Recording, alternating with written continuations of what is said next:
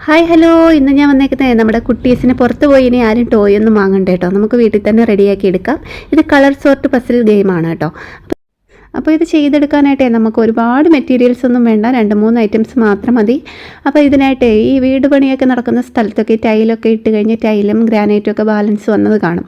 അപ്പോൾ ഇതേപോലെ ഒരു കഷ്ണം എടുത്താൽ മതി. ഇത് തന്നെ എടുക്കണമെന്നില്ല കേട്ടോ, നീളത്തിൽ തന്നെ എടുക്കണമെന്നില്ല. നിങ്ങൾക്ക് വീതി ഉള്ളത് വേണമെങ്കിലും എടുക്കാം, കുറച്ച് വലിപ്പമുള്ളത് വേണമെങ്കിലും എടുക്കാം കേട്ടോ. അതാകുമ്പോൾ അതനുസരിച്ച് നമുക്ക് എത്ര കളേഴ്സ് വേണമെങ്കിലും ചെയ്തെടുക്കാനുള്ള ലെയർ കൊടുക്കാനും പറ്റും.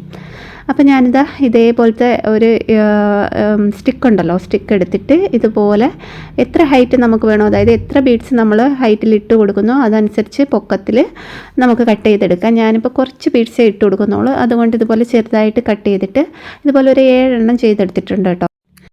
ഇനി ഓരോന്നായിട്ട് നമുക്ക് ഗ്ലൂ ഗൺ ഉപയോഗിച്ചിട്ട് നമുക്ക് ഒട്ടിച്ചു കൊടുക്കാം. പ്രത്യേകിച്ച് അകലമൊന്നും വേണ്ട, 7 എണ്ണം എടുക്കുന്നതുകൊണ്ട് അത് 7 എണ്ണം ഒട്ടിക്കാൻ പറ്റണം, അത്രയേ ഉള്ളൂ. ഇനിയിപ്പോൾ ടൈലും ഗ്രാനൈറ്റൊന്നും കിട്ടിയില്ല എന്ന് വിചാരിച്ച് ചെയ്യാതിരിക്കേണ്ട, നിങ്ങൾക്ക് കാർഡ്ബോർഡ് എടുക്കാം. അതുപോലെ സ്റ്റിക്കില്ലെങ്കിൽ ഈർക്കിലി എടുത്താൽ മതി. ഈർക്കിലി എടുക്കുന്ന സമയത്ത് അതിൻ്റെ വീതി കൂടിയ വശം മാത്രം കട്ട് ചെയ്തെടുക്കുക. ഇപ്പം ഞാനിവിടെ 7 സ്റ്റിക്ക് ഒട്ടിച്ച് കൊടുത്തിട്ടുണ്ട് കേട്ടോ.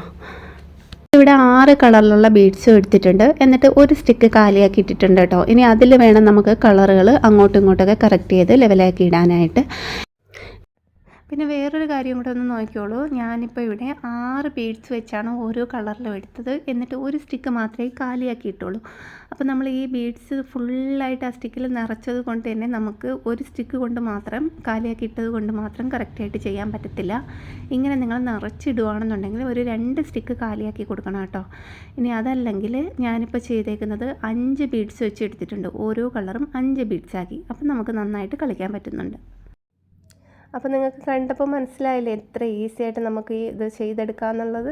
അപ്പോൾ ഇനി ഈ ഒരു ഗെയിം കളിക്കാനായിട്ട് നിങ്ങൾ കുഞ്ഞുങ്ങളുടെ കയ്യിൽ ഫോണൊന്നും കൊടുക്കേണ്ട കാര്യമില്ല.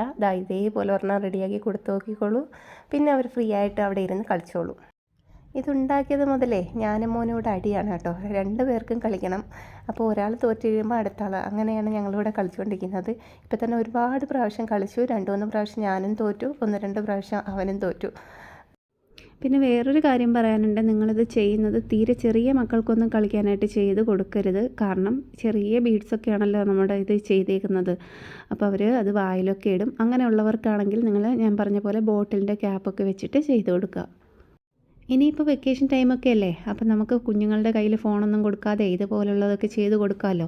അപ്പോൾ ഇനി മുതൽ എൻ്റെ ചാനലിലൂടെ ഇതുപോലുള്ള ഐറ്റംസൊക്കെ വരുന്നതായിരിക്കും. അപ്പോൾ നിങ്ങൾ എൻ്റെ ചാനൽ ഇതുവരെ സബ്സ്ക്രൈബ് ചെയ്യാത്തവരൊന്ന് സബ്സ്ക്രൈബ് ചെയ്ത് വെച്ച് നോട്ടിഫിക്കേഷനൊക്കെ ഒന്ന് ഓണാക്കി വെച്ചേക്കണേ. അപ്പോൾ ഇനി തുടർച്ചയായിട്ട് ഇതേപോലുള്ള വീഡിയോസ് ഇടും. കുഞ്ഞുങ്ങളെ കൊണ്ട് ചെയ്യിക്കാൻ പറ്റുന്ന വർക്കുകളൊക്കെ കുഞ്ഞുങ്ങളെ കൊണ്ട് ചെയ്യിപ്പിക്കുക. ഇതുപോലുള്ള ഗെയിമുകളൊക്കെ കളിക്കുമ്പോഴേ കുഞ്ഞുങ്ങളുടെ ബുദ്ധിയൊക്കെ ഒന്ന് കൂടും കേട്ടോ. കാരണം എന്ന് പറഞ്ഞാൽ ഒരുപാട് ആലോചിച്ച് നന്നായിട്ട് ചിന്തിച്ചിട്ട് വേണം ഇവർക്ക് ഓരോ കളറും ഓരോന്നിലേക്ക് കറക്റ്റായിട്ട് കൊണ്ടുവരാനായിട്ട്. അപ്പോൾ ഇതൊക്കെ ചെയ്തിട്ട് അവരുടെ ബുദ്ധിയൊക്കെ ഒന്ന് കൂടട്ടെ. അപ്പോൾ നമുക്ക് അടുത്ത വീഡിയോയിൽ കാണാം. Okay, bye bye.